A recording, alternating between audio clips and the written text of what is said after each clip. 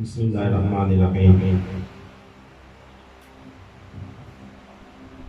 ان اللہ وملائکتہ یصلون علی النبی یا ایھا الذین آمنوا صلوا علیہ وسلموا تسلیما اللہم صل علی سیدنا شفیعنا حبیبنا نبینا مولانا محمد وعلی آلہ وصحبہ وبارک وسلم صلاۃ و سلام علیک یا رسول اللہ صلی اللہ علیہ وسلم۔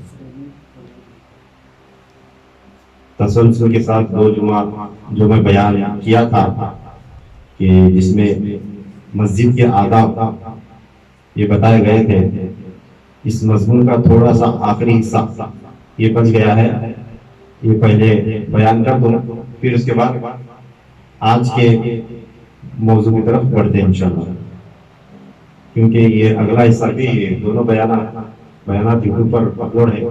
یہ اگلا حصہ میں چاہتا ہوں اس کے ساتھ ساتھ اپلوڈ ہو جائے تاکہ کوئی اگر سنے تو تسلسل کے ساتھ اسے یہ تینوں بیانات سننے ملیں۔ پچھلے جمعہ جو میں بیان کیا تھا وہ یہاں تک بتایا تھا کہ مسجد میں جب داخل ہوتے ہیں تو دوران نماز کیا آداب ہونے چاہیے، یہ موضوع چل رہا تھا۔ پھر وقت ختم ہونے پر بیان کو روکا گیا۔ تو دوران نماز یا نماز کے اندر یا مسجد میں داخل ہونے کے بعد نماز کے لیے یہ آداب میں سے ہے، سب سے پہلے جب تک پوری نماز ختم نہیں ہوتی مسجد سے باہر نہیں نکلنا۔ چند لوگ کیا کرتے ہیں، بلا وجہ اٹھ کر باہر جاتے ہیں، تھوڑا آواز آئی باہر گئے آئے دیکھے پھر بیٹھے، پھر کسی کی آواز آئی اٹھے گئے۔ یہ مسجد کے آداب کے خلاف ہے، کیونکہ ایک بار مسجد میں نیت کر کے داخل ہوئے آ کر بیٹھ گئے، اعتکاف کی نیت بھی کر لی، پھر سرکار دو عالم صلی اللہ علیہ وسلم پر صلاۃ و سلام بھی پڑھا، اب وہاں سے اس کا ثواب شروع ہوا۔ اب بلا وجہ غیر ضروری مسجد کے باہر گیا تو ختم ہو گیا، پھر بے خیالی میں آ کر ایسا بیٹھا، پھر دوبارہ آنا وہ بیکار بیٹھنا اتنا ہے نہیں، وہ پہلے جو ثواب شروع ہوا تھا جس نیت سے داخل ہوا تھا جس ہدف سے وہ ٹوٹ گیا، وہ سلسلہ ختم ہو جاتا ہے۔ اور بلا وجہ جانا یہ بے ادبی ہے۔ جمعہ کے خطبے کے اندر جو آیت ہم پڑھتے ہیں مسجد میں جب داخل ہوتے ہیں، خاص کر جمعہ کے لیے، خاص کر خطبے کے دوران، ایک مرتبہ کا واقعہ ہے، سرکار دو عالم صلی اللہ علیہ وسلم کے زمانے میں صحابہ کرام رضوان سامنے بیٹھے تھے، قحط کا زمانہ تھا، اتنے میں ایک آدمی غلہ لے کر آیا، غلہ خرید و فروخت کرتا تھا اناج، تو ایام یعنی قحط کے تھے، قحط سالی کے، اچانک جیسے ہی غلہ آیا تو صحابہ کو جیسا معلوم ہوا، تو وہ بھی انسان تھے صحابہ کے، ان کا بھی جو ہے زندگیاں تھی، ہر چیز لگی ہوئی تھی زندگی ساتھ، جیسا ہی معلوم ہوا کہ غلہ آیا ہے، اب لوگ جلد جو باہر وہ خریدیں گے، تو ایک ایک گھنٹ کر چلے گئے باہر غلہ خریدیں گے۔ تب اللہ تعالیٰ نے قرآن پاک کی آیت نازل فرمائی، نماز کے لیے مسجد میں جب جمعہ کے لیے داخل ہوتے ہیں تو اس طرح اٹھ کر باہر نہیں جانا، تمہاری توجہ جو ہے پوری خطبے کی طرف رہنا، بیان کی طرف۔ اب خطبہ جو عربی میں تلاوت آتا ہے، اب ہمارے یہاں کیا کرتے ہیں، برکت کے واسطے وہ عربی میں تھوڑا خطبہ اولا خطبہ ثانی تلاوت ہوتا ہے، پھر جو ہے جتنی باتیں نصیحت کی سمجھانا ہے ہماری زبان میں سمجھاتے ہیں، تو یہ بھی خطبے کا حصہ، یہ بیان بھی جو ہے یہ خطبے کا حصہ۔ اب عربی میں پڑھ لے بیٹھے تو تمہیں کچھ بھی نہیں سمجھتا، اس واسطے اردو میں بیان کرنے کا ایک معاملہ رواج جاری و ساری ہے۔ ایسا نہیں کہ وہ عربی میں خطبہ تلاوت ہو رہا ہے، امام ممبر پر آ گیا تو تمہیں ادب کرو، جب بیان کا وقت ہے تو جو جی میں آئے وہ کرتے ہیں، چاہے بیٹھو چاہے نہ بیٹھو، کوئی سو رہا ہے، کوئی ادھر ادھر دیکھ رہا ہے، کون آیا اسے دیکھے، کون گیا اسے دیکھے، یا یہاں کون بیٹھے ہو، چند لوگ ہیں تو باتیں بھی کرتے ہیں چند لوگ۔ اور خاص کر آج کا یہ بہت بڑا فتنہ ہے، وبال کیا ہے، موبائل۔ کئی لوگ جو ہے مسجد میں بیٹھ کر موبائل بھی آپریٹ کرتے ہیں، استغفر اللہ ثم استغفر اللہ، وہ موبائل کے اندر ہر طرح کے جو ہے پوسٹر بھی آتے ہیں، ایڈورٹائز بھی آتے ہیں، ہر طرح کی چیز آتی ہے، وہ مسجد کا حیا ہی نہیں، بالکل مسجد کا حیا نہیں کرتے، باقاعدہ بیٹھ کر کوئی نیوز دیکھتا ہے، کوئی جو ہے کچھ کا مسجد کے اندر بیٹھ کر موبائل آپریٹ کرتا ہے، یہ سخت، یہ شدید حرام ہے، سخت گناہ ہے۔ یہ بالکل نہیں کرنا چاہیے، اس کا خیال کرنا. جیسا مسجد میں داخل ہوئے کوشش کرنا کہ موبائل جو ہے فلائٹ موڈ میں لگا دو یا بالکل سائلنٹ کر دو. میں بتایا تھا پچھلی مرتبہ کہ وائبریٹ رکھنا بھی یہ بھی بیکار ہے. وہ وائبریٹ بھی جو ہے وہ بھی نماز کو خراب کرتا ہے.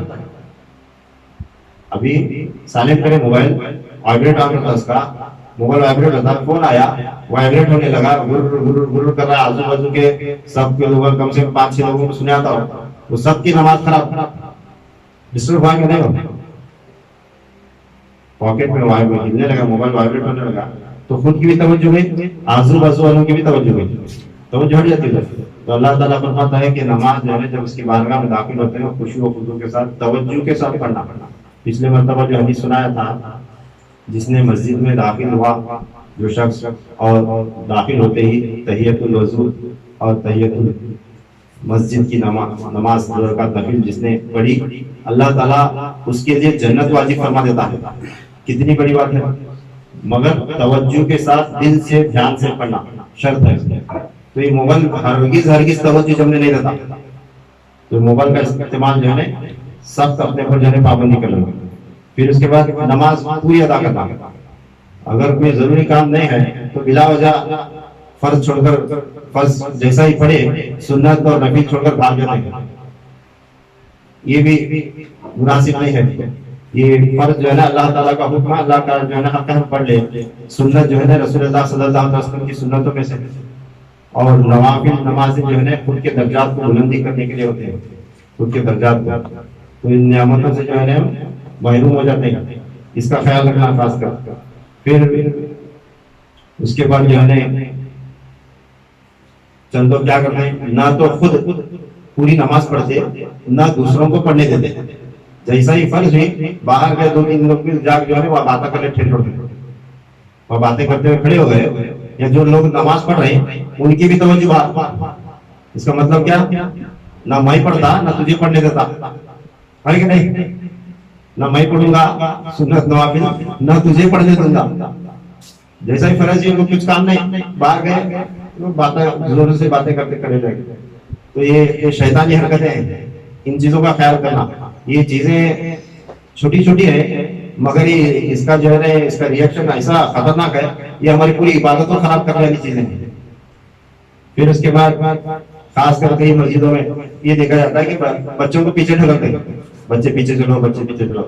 یہ فتنہ ہے، بیماری جو ہے ہمارے سے ہے، ہمارے سلسلے میں.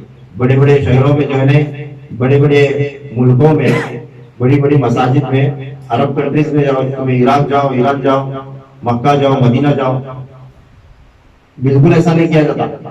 بچوں کو جو ہے نا جو بندہ اپنے بچے کو ساتھ لاتا ہے اسے اپنے ساتھ لے کر کھڑا ہو جاتا ہے. نماز بچہ جو ہے نماز پڑھنے کے قابل ہے تو اسے لے کر بیچ میں ٹھہرو، اگر نہیں پڑھ سکتا تو ایک کنارے پر، سب کے آخری کنارے پر بچے کھڑا کر کے وہاں رکنے کی کوشش کرنا، تاکہ جو ہے وہ بچہ دیکھ کر نماز سیکھتا ہے اور شور شرابہ نہیں ہوتا.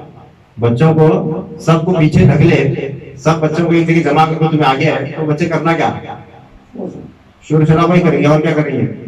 اس واسطے بچوں کو اپنے ساتھ لے کر کھڑے ہونے کی کوشش کرنا. چھڑک کر پیچھے دے تو بعد میں وہاں شور شرابہ ہی کرتے ہیں. 2 بڑے لوگوں کے درمیان کھڑے رہے تو خاموش کھڑے ہوتے ہیں. تو اس چیز کا بھی جو ہے خیال رکھنا. پھر اس کے بعد مسجد میں جو ہے نا بغیر ضرورت کے بات کرنا نہیں، بغیر ضرورت کے، اشد ضرورت ہے تو ہی بات کرنا، نہیں تو بات نہیں کرنا. ایک سنت صحابہ کرام علیہ رضوان کی، حضرت عمر فاروق اعظم رضی اللہ تعالیٰ عنہ ایک مرتبہ مسجد میں موجود تھے. انہیں جو ہے نا ایک شخص کو بلانا تھا. وہ کچی زمین اور کچی مسجدیں ہوا کرتی تھی پہلے، تو بلانے کے واسطے وہ کیا کرے، اب وہ سامنے والے ایک شخص کو بلانے کا مسجد کے اندر، اسے اے فلاں ادھر اتنا جملہ بھی بلند آواز سے لینا وہ گوارا نہیں کرے. کیا کرے، ایک کنکری اٹھا کر جو ہے اس شخص کی طرف مارے، باریک کنکری. جیسا ہی کنکری اگر پیٹ کو لگی تو پیچھے پھر کر دیکھتا ہے وہ شخص بندہ تو کون ہے، حضرت عمر رضی اللہ تعالیٰ کھڑے. تو تب اسے اشارے سے بلایا.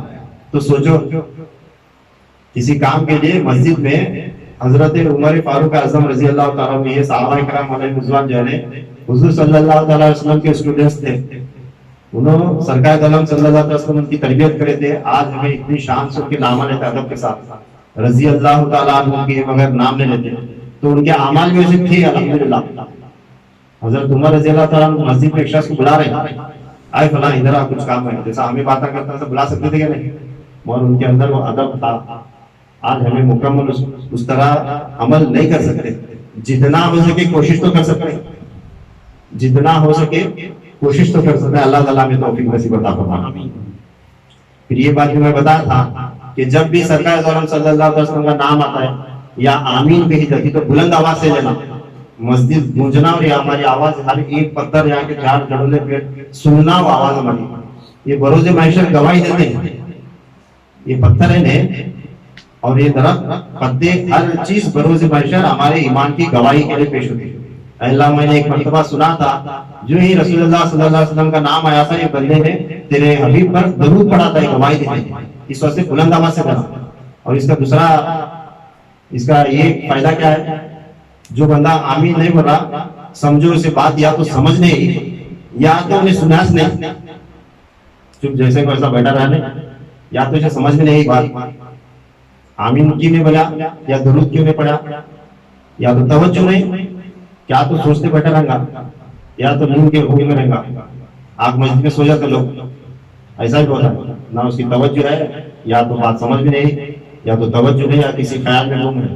तो इस वास्ते जो है ये बुलंद आवाज से जो लेते थे ना, जैसा ही सरकार का नाम है सल्लल्लाहु ताला अलैहि वसल्लम, गूंजना मस्जिद ऐसा बोलना, जैसा अल-फातिहा बोले तो जोर से बुलंद आवाज से पढ़ना, समझे। इससे क्या होता है, नींद का गलबा है तो भी उनको चला जाता है, चलते रहती है जुबान चलती रहती है, तो इसका ये फायदा है। बुजुर्ग के दिन जो है एक बहुत सोच समझ कर एक कानून, एक कायदा, एक रिवाज जारी करे, और अल्लाह ताला जो है ये सरकार सल्लल्लाहु अलैहि वसल्लम का फरमान है, आप सल्लल्लाहु अलैहि वसल्लम फरमाते हैं कि जब तुम जन्नत के बागात से गुजरो तो वहां के फल खा लिया करो। ये सहाबा को बता, तो सहाबा पूछते हैं कि या रसूलल्लाह सल्लल्लाहु अलैहि वसल्लम जन्नत के बागात से गुजरो और फल खाया करो, ये जन्नत के बागात क्या है और फल क्या है। तो आका फरमाते हैं ये वाज और नसीहत की महफिल है, ये जन्नत के बागों में से एक बाग होता है, और इसके फल क्या है। जो ही बात समझ में आई, सुभान अल्लाह, अल्हम्दुलिल्लाह, आमीन, सल्लल्लाहु अलैहि वसल्लम, ये फल है इसके, ये जन्नत के बागात के फल है, सरकार सल्लल्लाहु अलैहि वसल्लम का फरमान। तो हमें बैठे तो ऐसा लगता है जैसा जान इसमें बदन में। अल्लाह ताला हमें इस पर भी अमल करने की तौफीक नसीब अता फरमाए। फिर उसके बाद मस्जिद में आए तो मस्जिद में बैठने के आदाब है। मस्जिद में बैठने या तो दो झाड़ू बैठना ऐसा, या तो ऐसा बैठना चौक आरती पर डाल। अगर ये दोनों हाथों में बंदा नहीं बैठ सकता तो कुर्सी पर बैठना, कुर्सी पर बैठना ये भी अदब में है, क्योंकि सरकार सल्लल्लाहु अलैहि वसल्लम की भी सुन्नत है, अल्लाह की भी सुन्नत है। क्या बोलो, कुर्सी पर बैठना। अब ये मेंबर क्या है, ये कुर्सी है कि नहीं, ये कुर्सी का हिस्सा मेंबर, तो मेंबर पर बैठना। अब खतीब की बात करता हूँ, मैं खड़ा नहीं हो सकता ज्यादा देर तक, तो नहीं खड़ा होगा, थोड़ी देर इधर ऐसा हिलने डुलने तकलीफ कर देने से बेहतर है कि सरकार की सुन्नत है मेंबर पर आराम से बैठ कर किताब कर। तो मेंबर पर बैठना है, कुर्सी पर बैठना, ये जो है ना सुन्नत रसूल सल्लल्लाहु अलैहि वसल्लम। बैठने तकलीफ होती है तो आजू बाजू डिस्टर्ब भी नहीं करना, कीड़ा मेड़ा एक पाँव उधर उठाया एक पाँव उधर उठाया, ये बेअद भी शामिल होता है। या तो ऐसा बैठना या तो दो जानों पर बैठना, नहीं जम रहा तो कुर्सी पर बैठना। ये सुन्नत रसूल सल्लल्लाहु अलैहि वसल्लम है, और अल्लाह की सुन्नत इसलिए है कि हमें आयतल कुर्सी में पढ़ते हैं वसी कुर्सी समावाति वल अर्द, अल्लाह ताला बरोज़े महशर मकाम महमूद पर अपनी कुर्सी लगाएगा। क्या लगाएगा, अर्श पर कुर्सी लगाएगा, और उस कुर्सी पर अपनी शान के मुताबिक जलवा फरोज होगा। तो कुर्सी पर बैठना जो है अल्लाह ताला की सुन्नत भी है, रसूलुल्लाह सल्लल्लाहु अलैहि वसल्लम की भी सुन्नत है, तो इसका भी ख्याल रखना चाहिए। फिर उसके बाद मस्जिद के अंदर खासकर जो जिम्मेदार हैं या कोई प्रोग्राम कर रहे हैं या इनके मुंतज़िमिन हैं या तो जो है पेश इमाम है या मौज़िन है, जो भी है, मेंबर का अदब करना, क्योंकि मैं बताया ये अल्लाह की भी सुन्नत है, रसूलुल्लाह की भी सुन्नत है इस पर बैठना। इस वास्ते मेंबर रसूल कहा जाता है। صلی اللہ علیہ وسلم. تو اس پر ممبر پر کون سی بھی چیز نہیں رکھنا. کئی مسجدوں میں دیکھا ہے ممبر کے پر جو ہے آئے موبائل بھی رکھے. آج کے زمانے میں کون لایا کون سی کتاب بھی رکھا, وہ کیا جو بھی چیز لاتا ہے ممبر پر رکھنے کی کوشش کرتا ہے تاکہ لوگوں میں جو ہے تقسیم کرنے کے کھانے کی یہ ہو گیا ہے مسجد. تو ممبر پر کچھ بھی نہیں رکھنا سوائے اس جمعہ کے خطبے کی کتاب کا, کچھ بھی نہیں رکھنا. قرآن شریف رکھ سکتے ہیں مگر ہو سکے اس کا بھی پرہیز کرنا کہ قرآن بھی نہیں رکھنا, کیونکہ بیٹھنے کی جگہ ہے اس پر قرآن رکھنا ہے مجھے بے ادبی کے جیسا نظر آتا ہے, حالانکہ وہ حرج نہیں رکھ سکتے مگر پرہیز کرے تو بہتر ہے. اگر اوپر کی سیڑھی پر قرآن شریف رکھے امام چڑھ کر بیٹھ گیا تو پیٹ کے پیچھے بات اس کا بے ادبی کا امکان ہوتا ہے, تو قرآن نہ رکھنا بھی بہتر ہے. خطبے کی کتاب کیوں رکھ سکتے ہیں, کیونکہ جیسا ہی ممبر پر چڑھتے ہیں چڑھنے سے پہلے کتاب ہاتھ میں لے لی جاتی ہے. تو اس کا ممبر کا خیال کرنا, ممبر کی بے ادبی کرنا یہ بنو امیہ کے گمراہ کن لوگوں کی نشانی ہے. سرکار صلی اللہ علیہ وسلم کربلا کے واقعات کی پیشن گوئی دیتے ہوئے فرماتے ہیں کہ میں نے دیکھا کہ میرے ممبر پر نوجوان بنو امیہ کے نوجوان کھیل رہے تھے. تو ممبر کی بے ادبی یہ سرکار صلی اللہ علیہ وسلم کے دین کی بے ادبی کرنا ہے. تو اللہ تعالیٰ اس کی ہمیں عمل کرنے کی توفیق نصیب عطا فرمائے. پھر مسجد کے اندر ننگے بدن داخل نہیں ہونا, کپڑے دھو کر سکھانے نہیں ڈالنا. مسجد کے اندر کپڑے دھو کر سکھنے نہیں ڈالنا, کیونکہ کپڑا جب ناپاک ہوتا ہے تب اسے دھو کر پاک کیا جاتا ہے. ناپاک کپڑے دھو کو جو ہے سکھنے ڈالتے ہیں. یہ کپڑے دھوئے سو ناپاک کپڑے لا کر مسجد میں ڈالے تو پھر اس میں کا پانی گرا بوند گرے تو مسجد کی کیا رہی, کچھ بھی نہیں بچتا باقی. تو وہاں اگر اللہ کی بات کرے تو عبادت قبول بھی نہیں ہوتی. مسجد میں نہ نور رہتا نہ برکت رہتا, سمجھ میں آ رہا. اور کپڑے دھونے کا جہاں تک معاملہ ہے ہم نہ معلوم اتنے کپڑے کے ساتھ ہوتا ہے. آج کل جو ہے واشنگ مشین میں ڈال کر سب ملا مکس کر جو ہے دھونے. کپڑے کے اوپر جیسی گندگی ہے ویسا اس کا طریقہ ہے دھونے کا. 3 مرتبہ گندگی ناپاکی جو نماز وغیرہ سے رکنا پڑتا ہے, ایسی ناپاکی اگر ہے تو کپڑے کو لگا ہوا پانی, کپڑے نچوڑتے نا بھگوتے نہیں, پہلی بار دھوتے ہیں تو اس کا آخری کوئی پانی کا ٹپکا گرنے کا بند ہونا, پھر دوسری بار دھونا اسے, پھر وہ ٹپکا بند ہونا, پھر تیسری بار دھونا, ایسا 3 بار دھونے کا تو کپڑا پاک ہوتا ہے ناپاک, جس پر ناپاکی کی نجس لگی ہوئی ہوتی ہے. تو ایسا کون دھوتا ہے کپڑے؟ سب ملا واشنگ مشین میں ڈالتے ہیں. وہ اچھے کپڑے بھی ناپاک کپڑے ملا کو وہی پار ناپاک ہوتا ہے, اللہ بہتر جانے. تو خیر مسجد کے اندر کپڑے جو ہے سکھنے نہیں ڈالنا, ننگے بدن داخل نہ ہوتا. اور مسجد کے اندر گوشت کچا گوشت لہسن پیاز ایسی بدبودار چیزیں دے کر داخل نہ ہونا, کیونکہ مسجد کے اندر عبادت کے لیے صرف ہم نہیں آتے, اللہ تعالیٰ کی روحانی مخلوق بھی داخل ہوتی ہے. یہاں جو ہے مومن جنات بھی عبادت کرتے ہیں مسجد کے اندر. تو گوشت اور بدبودار چیزیں یہ ان کو تکلیف پہنچانے کا باعث بنتے ہیں, اس واسطے یہ چیزیں لے کر مسجد میں داخل نہیں ہونا. پھر یہ جو بیانات ہوئے ہیں اس میں خاص چند نکات ایسے ہیں جو ہر مسجد والا اگر سنا ہے اس پر عمل کرے تو اسے فائدہ ہوتا ہے. اور خاص کر ایک بات جس پر توجہ دلا کر جو ہے میں اس سلسلے کی جو ہے مسجد کے آداب کے بیان کو ختم کروں کہ مسجد کے جو بھی اخراجات ہیں چندے کا جسے جیسے بولے رہتے ہیں, اس میں خاص خیال کرنا کہ مسجد کے پیسے جو گھر تک آنے کی نوبت میں آنا بندے کو اللہ کے گھر کے دے رہے مانگنے سے پہلے دینا, جتنا اللہ نے توفیق دیا دے دینا. اور جو لوگ پیسے جمع کر رہے ہیں ان کی ذمہ داری یہ ہوتی ہے کہ 5 لاکھ 10 لاکھ 15 لاکھ آج کے زمانے میں 20-25 لاکھ روپے مسجدوں کو جمع ہو رہے ہیں. تو رگ کو جو ہے میں متولی میں سیکرٹری میں کیشیئر انہیں ایسا پارٹی بنا کر 2-3 دن ایک کر جھگڑ لیتے بیٹھنے سے بہتر ہے. وہ بیت المال کہلاتا ہے. جب بھی علاقوں کے ساتھ ہمارے اخراجات کے مسجد کو جو مینٹیننس کرنے کا ہے اس سے زیادہ پیسہ مال اگر جمع ہو رہا ہے تو ہمارے مسجد سے جڑے ہوئے جتنے گھر ہیں وہ ہماری ایک فیملی ہے. ان گھروں میں سب لوگ برابر, سب کا چولہا جل رہا ہے کہ نہیں, کون بھی اشد ضروری ہے کہ کسی بھی بیٹی کی شادی ہے کیا, کسی بھی وہ ضرورت ہے کیا, کسی بھی جو ہے کس کے کون بچہ غریب ہے اسے کیا بھی کاروبار ہمیں لگا دے سکتے ہیں کیا, یا جو ہے قرض ہنسنا کے پیسہ جو دیکھو جو بھی ترکیب بنتی ہے حساب سے جو ہے یہ ہمارے مسجد سے جڑے سو گھراں کی فکر کرنے کی کوشش کرنا, اسے توکل علی اللہ اسے بولتے ہیں. اللہ پر توکل کرنا, اللہ پر توکل کرو اور بولنا آسان ہے, مگر مسجد میں جو ہے لاکھوں سے پیسے جمع کر کے رکھنا. ہمارے مسجد میں کمیٹی والے جو ہے اپنا فادر ٹینڈ کر لیتے ہیں, پہلے کی جو ہے جماعت کمیٹی تھی انہوں کیا بھی بچائے رہتے ہیں, سب خرچہ کرے تھے, آج میں 38 لاکھ بچائے, 3 سال کی بعد حساب کرے تو 38 لاکھ بچائے. کیا کرنے کو بچا؟ تمہارے مسجد سے جو گھر کنیکٹ ہے وہ بندہ بھوکا مر رہا ہے اور تمہیں 15-20 لاکھ مسجد کی کمیٹی تجوری میں رکھ لے بیٹھے, تو اس کا فائدہ نہیں کچھ بھی. تو توکل اللہ کہاں گیا, اللہ پر توکل کہاں گیا, اللہ پر بھروسہ کرنا کہاں گیا؟ تو اللہ تبارک و تعالیٰ کا گھر ہے, اس سے کے ذریعے ہمیں ہمارے محلے والے کو, ہمارے مسجد سے جڑے والے کو مدد کرنا جو ہے یہ اللہ کے ذریعے کروانا کہلاتا ہے. تو ذمہ داری ہے, یہ صحابہ کرام کرتے تھے. بیت المال خود سرکار دو عالم صلی اللہ علیہ وسلم کی سنت ہے.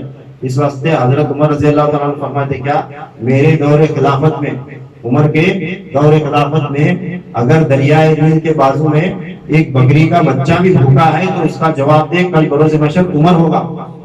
کیا بولے نا, میرے دور خلافت میں کہاں مکہ اور کہاں دریائے نیل, کہاں مدینہ اور کہاں دریائے نیل. میرے دور خلافت میں دریا یہاں سے جہاں تک, یعنی جہاں تک اسلامی حکومت ہے وہاں تک ایک بکری کا بچہ بھی بھوکا رہا تو اس کا جواب دے میں حضرت عمر فاروق رضی اللہ تعالیٰ عنہ. یہ سسٹم ہے مسجد چلانے کا اسلامی سسٹم, وہ سب نکالنے ہمارے پاس چیز. تو اللہ تعالیٰ ہمیں اس پر عمل کرنے کی توفیق نصیب عطا فرمائے.